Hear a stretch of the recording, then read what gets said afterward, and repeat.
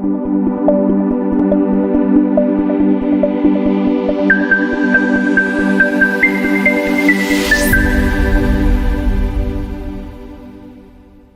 Everyone, जय हिंद दोस्तों। कैसे हैं आप लोग? उम्मीद करता हूं आप सभी स्वस्थ होंगे और मस्त होंगे। आइए आज का वीडियो शुरू करते हैं। एक नया लेक्चर मैं आप सभी के सामने लेकर आया हूं कर्नल रॉय डिफेंस एकेडमी के यूट्यूब चैनल पे, जहां पे हम डिस्कस करने वाले हैं आपसे आज लिमिट के कुछ और क्वेश्चंस जो हमने पिछली क्लास में टॉपिक डिस्कस किया था, that is of factorisation, rationalisation method और कुछ डायरेक्ट रिजल्ट्स हमने पढ़े थे। उसी को आगे कंटिन्यू करते हुए उस पर मैं कुछ क्वेश्चन डिस्कस करने जा रहा हूं। ठीक है, होप करता हूं आपको ये वीडियो अच्छा लगेगा और ध्यान से देखिए। जहां कोई डाउट होता है आप उस पर कमेंट डाउन करके पूछ सकते हैं। आइए शुरू करते हैं बिना टाइम वेस्ट किए हुए। कुछ क्वेश्चन है, देखते हैं, फटाफट सॉल्व करेंगे। जैसे जैसे आपको आगे बढ़ेंगे हम क्वेश्चन के स्पीड बढ़ाएंगे ताकि आपके ज्यादा से ज्यादा क्वेश्चन हो सके। शुरू करते हैं। देखो, जैसे पहला क्वेश्चन है, the value of the limit. एक लिमिट दी गई है, उसकी वैल्यू निकालनी है। क्या कैसे निकालेंगे जरा सोचते हैं, इस पे थोड़ा विचार करते हैं। तो जब भी लिमिट का सवाल आता है सबसे पहले दिमाग में क्या रखना है, ये सबसे पहले सोचने वाली बात है कि हम कैसे क्वेश्चन में आगे बढ़ेंगे। फर्स्ट स्टेप बहुत जरूरी होता है। कभी भी मैथ का कोई भी क्वेश्चन उठाओ, जो पहला स्टेप आपको आ जाता है तो आपका कॉन्फिडेंस लेवल वैसे ही बढ़ जाता है।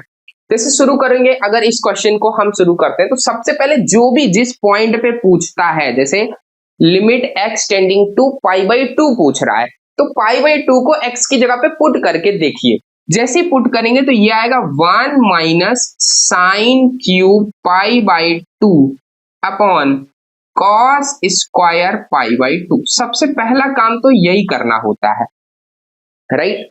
साइन 90 की वैल्यू 1 होती है, तो ये आया 1 minus 1 upon 0। This is of the type 0/0।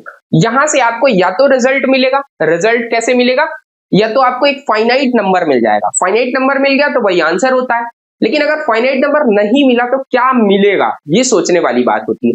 तो वहां पे मैंने कल बताया था इनडिटर्मिनेट फॉर्म मिलता है। जैसे यहाँ पे 0/0 मिला है, तो 0/0 इज नॉट डिफाइंड। अगर मैं शुद्ध भाषा में कहूं या आपकी लैंग्वेज में कहूं, दैट इज नॉट डिफाइंड या इनडिटर्मिनेट कहते हैं। तो अगर नॉट डिफाइंड है तो क्या करेंगे, तो इसके लिए मैंने मेथड पढ़ाया था कि आपको फैक्टराइजेशन रेशनलाइजेशन मेथड का इस्तेमाल करना है।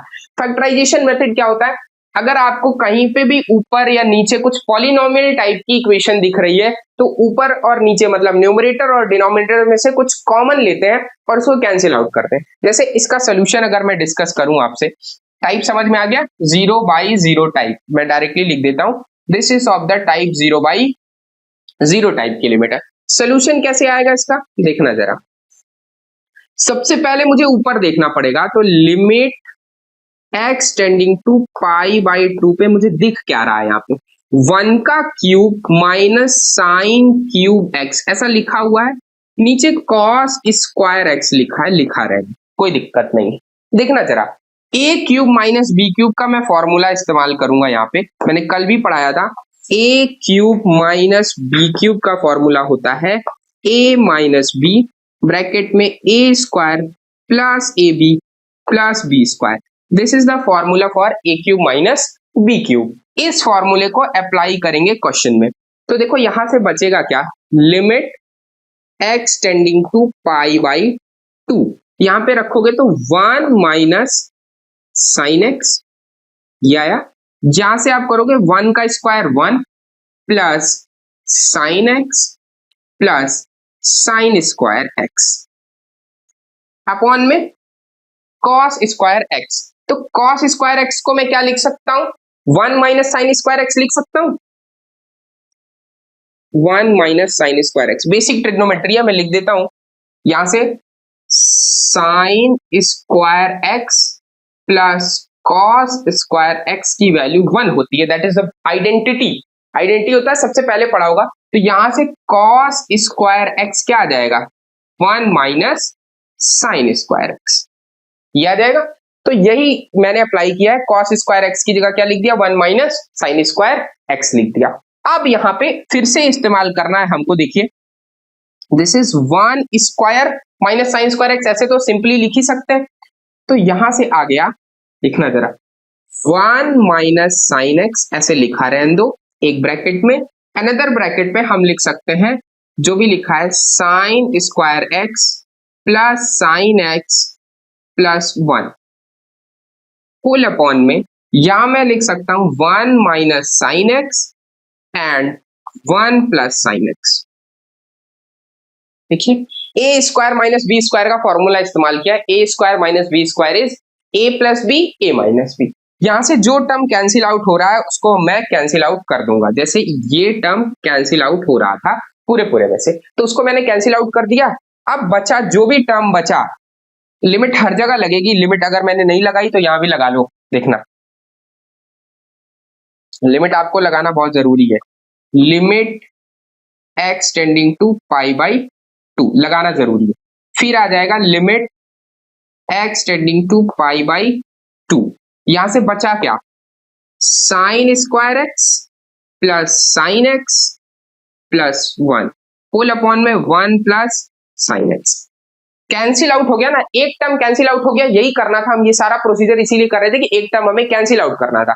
जैसे ही एक टर्म कैंसिल आउट हुआ तो अब हम फिर से वैल्यू पुट करेंगे। तो साइन 90 की वैल्यू 1 प्लस 1 होल अपॉन में 1 प्लस 1, तो this is 3/2, that is the required answer. तो लिमिट जब भी निकालना है हमें सबसे पहले यही सोचना है कि किस टाइप की लिमिट है। 0/0 दिखा तो हमारे पास 3-4 टूल्स है उसके लिए। एक फैक्टराइजेशन मेथड है, एक रेशनलाइजेशन मेथड है, कुछ डायरेक्ट रिजल्ट्स हैं। इसके बाद मैं अभी सिखाऊंगा आपको एलएच रूल, उसके लिए एक सेपरेट वीडियो बनाएंगे एलएच रूल पर। आइए आगे बढ़ते हैं, थोड़ा इसको कंटिन्यू करते हैं। नेक्स्ट क्वेश्चन है, जैसे यहाँ पे x की power 4 minus 81 upon x minus 3। सबसे पहला स्टेप वही, x की जगह पे 3 पुट करो, तो ये 0/0 अभी भी दिख रहा है। आप 0/0 जैसे ही दिखता है आपको सबसे पहला स्टेप लगाना होता है फैक्टराइज करो। अगर पॉलिनोमियल दिख रहा है तो, पॉलिनोमियल दिख रहा है तो फैक्टराइज करो। देखो यहाँ पे लिमिट x टेंडिंग टू 3 पे ये तो लिखा है x की पावर 4 माइनस 3 की power 4 upon x minus 3, right. इसका डायरेक्टली रिजल्ट है, इसको सॉल्व नहीं करना है। यहां मैंने लिखवाया होगा ऐसे, limit x tending to a x की पावर n माइनस a की power n upon x minus a। इसका डायरेक्टली रिजल्ट होता है n a की पावर n माइनस 1। तो डायरेक्ट रिजल्ट इज दिस। तो इस रिजल्ट से मैं क्या लिख सकता हूं, यहाँ पे limit x tending to 3 x की पावर 4 माइनस 3 की पावर 4 अपॉन x माइनस 1। इसको डायरेक्टली लिख सकता हूं 4a की power 4 minus 1, that is equals to 4 into 3 की पावर 3। दिस इज 4 इंटू 27, जो भी आंसर आएगा this is the required answer, है ना। इस क्वेश्चन में कुछ नहीं करना था, बस डायरेक्ट रिजल्ट का इस्तेमाल करना था। अगर ये रिजल्ट आपको आता है तो आप बहुत आसानी से इस क्वेश्चन को सॉल्व कर सकते हैं, है ना। ये आपका क्या है, रिजल्ट, जो आपको क्या करना था, याद करना था, लर्न करना था ये रिजल्ट। अगर ये रिजल्ट आपको याद है तो फिर इस क्वेश्चन में कुछ बचा ही नहीं। इस क्वेश्चन में क्या है, कुछ नहीं है। n a की पावर n माइनस 1, a की वैल्यू 3, n की वैल्यू 4, उठा के रख दो, आंसर, बात खत्म। कोई डाउट यहां तक नहीं? आइए नेक्स्ट क्वेश्चन डिस्कस करते हैं। देखिए ये भी सेम टाइप का क्वेश्चन है। देखिए इसमें क्या करना है, जब भी ऐसे पावर फ्रैक्शन टाइप में आ जाती है, जैसे limit x tending to 1 minus x की power minus 1/3 upon 1 minus x की पावर माइनस 2/3, इस टाइप के सवाल कैसे करने हैं हमको, तो ज्यादा सोचना नहीं है, सिर्फ इतना सोचो। देखना जरा इस वाली प्रॉब्लम की अगर मैं बात करूं, सोल्यूशन की बात करता हूं। देखना 0/0 टाइप की लिमिट है। सबसे पहले क्या करेंगे, लिमिट x टेंडिंग टू 1। देखना अगर मैं ऊपर से माइनस कॉमन ले लूं, नीचे से भी माइनस कॉमन ले लूं, तो ये सिर्फ यही नहीं बचेगा,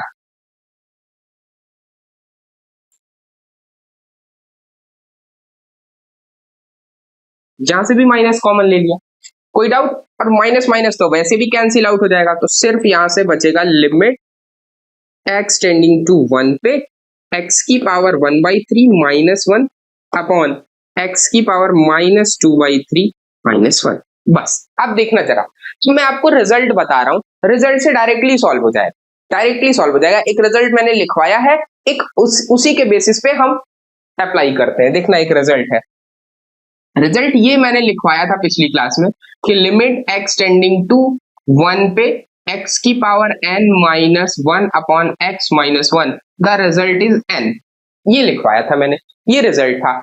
इस रिजल्ट से थोड़ा इंप्लाई करके हम लिखते हैं लिमिट x टेंडिंग टू 1 पे अगर x की power n minus 1 upon x की पावर m माइनस 1 है तो answer is n by m।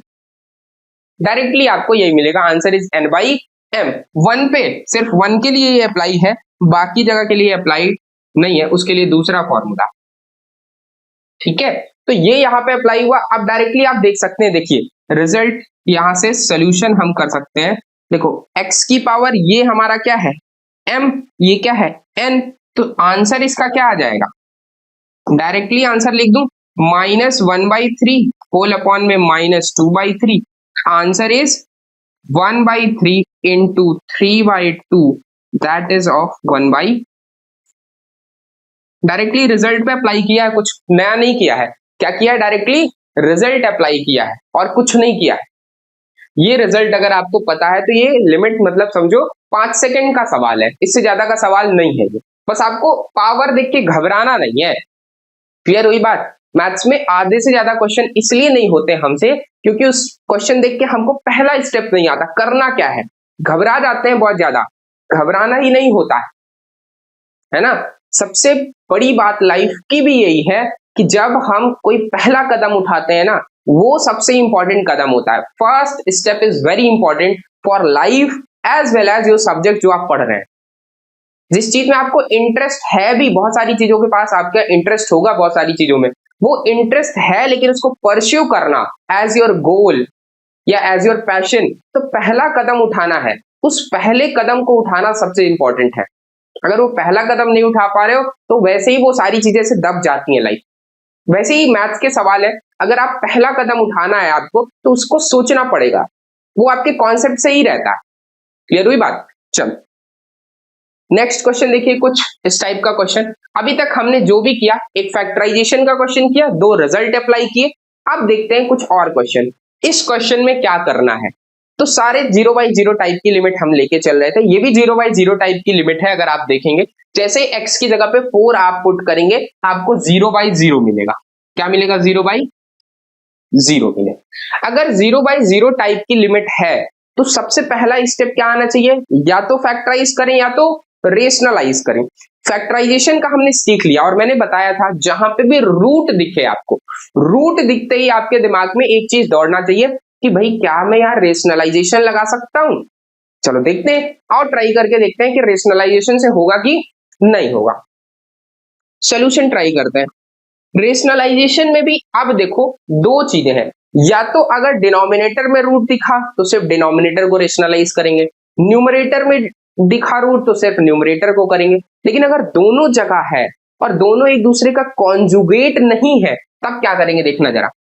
मैं जो बोल रहा हूं इसको आप समझ भी पा रहे हैं कि नहीं। 3 minus under root of 5 plus x, ये तो दिख रहा है। 1 minus under root of 5 minus x. ठीक, अगर मैं रेशनलाइजेशन की बात करता हूं, ये डिनोमिनेटर का रेशनलाइजेशन मान लो मुझे करना है, ठीक है, इसका, तो इसके कॉन्जुगेट से मल्टीप्लाई करेंगे। देखना कॉन्जुगेट से मल्टीप्लाई कर रहा हूं, 1 plus under root of 5 minus x upon 1 plus under root में 5 माइनस एक्स, यही ना। चलो अब देखना जरा, मैं इसकी बात कर रहा हूं, इसके लिए कोई और कलर इस्तेमाल कर लेते हैं। कौन सा कलर करें, मनपसंद आपका करेंगे।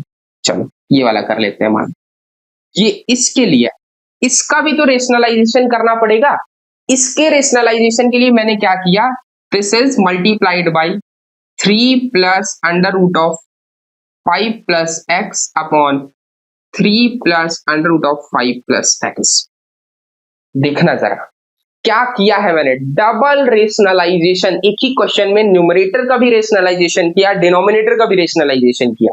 यही मैं आपको वीडियो में भी सिखा रहा था, पिछली वीडियो में, कि कैसे एक ही क्वेश्चन में हम ऊपर का अलग कर सकते हैं रेशनलाइजेशन और नीचे वाले का अलग रेशनलाइजेशन कर सकते हैं। दैट इज न्यूमरेटर का रेशनलाइजेशन एंड डिनोमिनेटर का rationalisation is basically the multiplication of conjugate, उसके कॉन्जुगेट से हम ऊपर नीचे मल्टीप्लाई करते हैं। आप देखिए जरा सॉल्यूशन देखिए इसका, बहुत आसानी से आप सॉल्यूशन आ जाएगा। जैसे ही मैंने इसको मल्टीप्लाई किया, ये इसको मल्टीप्लाई किया, यहां क्या मिलेगा मुझे, लिमिट x टेंडिंग टू 4, यहां क्या मिलेगा, ऊपर वाले का इसका मल्टीप्लाई करोगे तो क्या मिलेगा, देखना कॉन्जुगेट का कॉन्जुगेट से मल्टीप्लीकेशन कर रहा हूं। a minus b, a plus b लिखा है, this is a minus b, a plus b is a square minus b square, तो 3 का square is 9 minus under root of 5 plus x, ठीक, अपॉन में देखना इसका मल्टीप्लाई करोगे, a minus b, a plus b, same as 1 minus 5 minus x, simple. बाकी जो बचा इसको मैं ऐसे का ऐसे ही लिख दे रहा हूं, देखना क्या बचा, यहां बच गया क्या, 1 plus under root of 5 minus x, ये बच गया। यहां बचा क्या, 3 plus under root of 5 plus x, जो जैसे बच गया उसको वैसे का वैसे ही मैंने लिख दिया, इन दोनों का मल्टीप्लाई किया, इन दोनों का, और जो बचा हुआ था वो पार्ट ऐसे का ऐसे ही लिख दिया। अब यहां पे देखो जरा, इस पोर्शन को जरा ऑब्जर्व करो, देखना दिस इंप्लाइज, यहां बचा क्या, limit x tending to 4, 9 minus 5 is 4, 4 minus x यहां बचा, नीचे क्या बचा, 1 minus 5 is minus 4 plus x यहां बचा, राइट, सिर्फ नीचे वाला पोर्शन, ऊपर वाला एज इट इज वैसे का वैसे ही लिख दो, 1 plus under root of 5 minus x, और नीचे 3 plus under root of 5 plus x, जो बचा एज इट इज मैंने लिख दिया। अब देखो जरा, ये क्या नहीं कैंसिल आउट हो रहा है, यहां से मैं माइनस साइन कॉमन ले लूं तो कैंसिल आउट नहीं हो जाएगा, देखना इस वाले पोर्शन की बात कर रहा हूं, अगर मैं इस वाले से माइनस साइन कॉमन ले लूं तो क्या बचेगा, देखना देखना इसको लिख रहा हूं, माइनस साइन कॉमन लेके लिख रहा हूं, यहां बचा था 4 माइनस एक्स, यहां बचेगा माइनस साइन के साथ 4 माइनस एक्स, बस यही बचेगा, सिर्फ माइनस साइन मैंने क्या लिया है, कॉमन लिया है, और ये टर्म कैसा हो जाएगा, कैंसिल हो जाएगा, कैंसिल हो गया, कोई डाउट। अब आप वैल्यू उठा के पुट कर दो, this implies limit x tending to 4, जो भी बचा माइनस साइन कॉमन था, माइनस साइन ऐसे बाहर लिख दिया, तो यहां बचा 1 plus under root of 5 plus x whole upon 3 plus under root of 5 plus x, यहां माइनस है,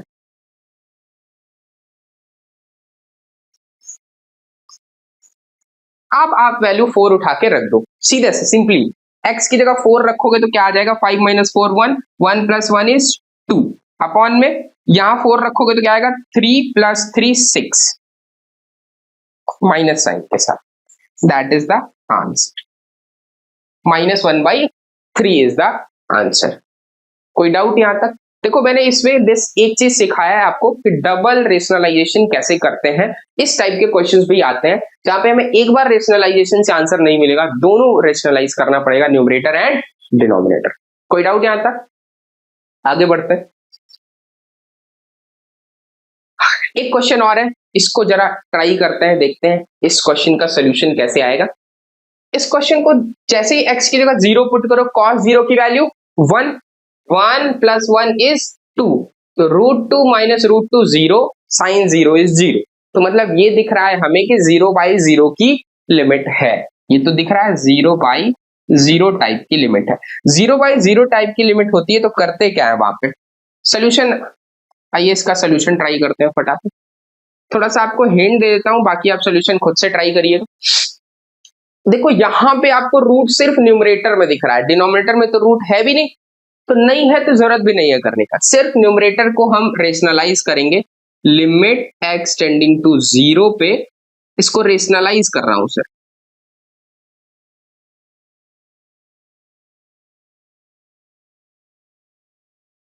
देखना कॉन्जुगेट से मल्टीप्लाई कर रहे हैं तो √2 प्लस कॉन्जुगेट से ऊपर नीचे मल्टीप्लाई, ये कॉन्जुगेट से क्या हो गया मल्टीप्लीकेशन हो गया। कॉन्जुगेट से मल्टीप्लाई करने के बाद बचेगा क्या, a minus b a plus b, directly लिखेंगे a square is 4 minus sorry √2 का स्क्वायर करोगे तो 2 आएगा, 2 minus 1 plus cos x as it is, ऐसे लिख देंगे। यहां पे ऐसे लिखा रहने दो साइन स्क्वायर एक्स और एक ब्रैकेट में लिख दो √2 प्लस लिमिट लगा दो, राइट। इतनी बात आपको समझ में आई। अब देखो यहां पे this implies limit x tending to 0 जो भी है, 2 minus 1 is 1 minus cos x upon, अब यहां देखना साइन स्क्वायर एक्स को मैं क्या लिख सकता हूं, साइन स्क्वायर एक्स को 1 माइनस कॉस स्क्वायर एक्स लिख सकता हूं। 1 माइनस कॉस स्क्वायर एक्स लिखने का क्या मतलब है, 1 माइनस कॉस स्क्वायर एक्स ऐसे लिख दिया, और इसको ऐसे लिखा रहने दो √2 प्लस √1 प्लस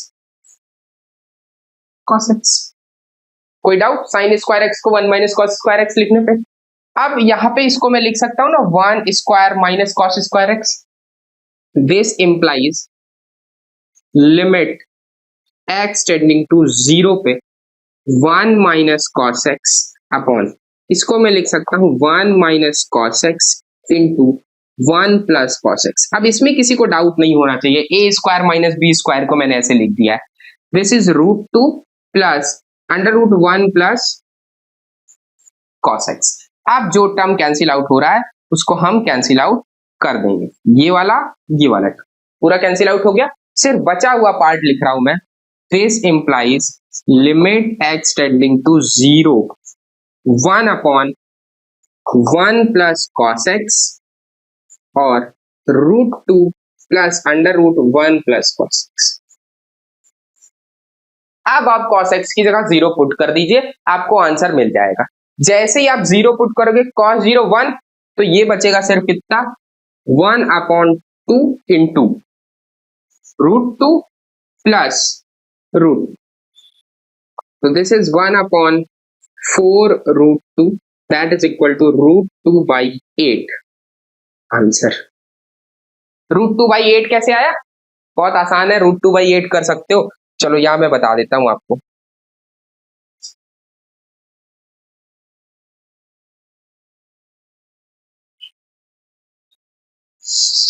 चलो इधर बता देते हैं आपको, देखिए